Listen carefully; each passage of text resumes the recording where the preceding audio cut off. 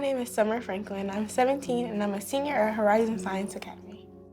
And I'm her father, Thad Franklin, known as Milano Barber to the stars in the barbering industry. I'm the owner of Major League Barbershop for over 20 years, right in the Lee and Harbor community. I've always, in some way or another, been affected by, tobacco and cancer.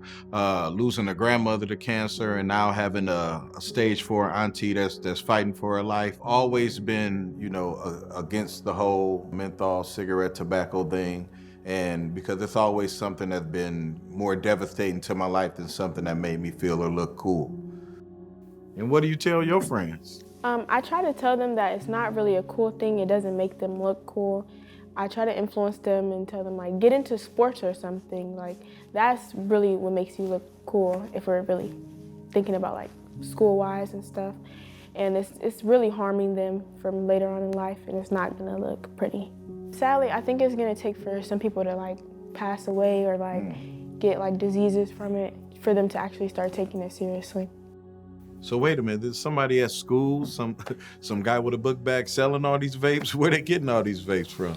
It's not that hard to access them because at every store or like corner store, they're behind the counter, so. Yeah. And they don't really ID or anything, so. Yeah, at a lot of stores, I see them sitting right on the counter next to the candy. Yeah, that's how they get you, basically.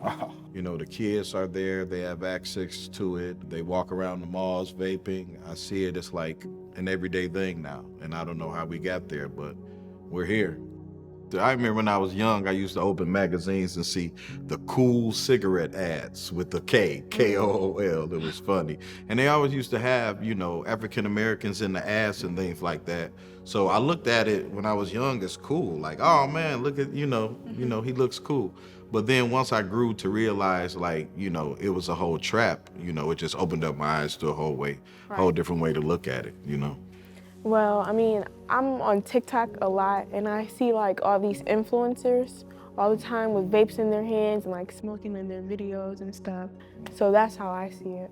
On social media, they like glorify it and make it seem like it's like they show off tricks and how to do stuff and like tutorials on how to like ghost it or like make halos and stuff, but they're not showing what it's really doing to you. Why don't we see these products like more up close, how we do in our community, but less in the suburbs?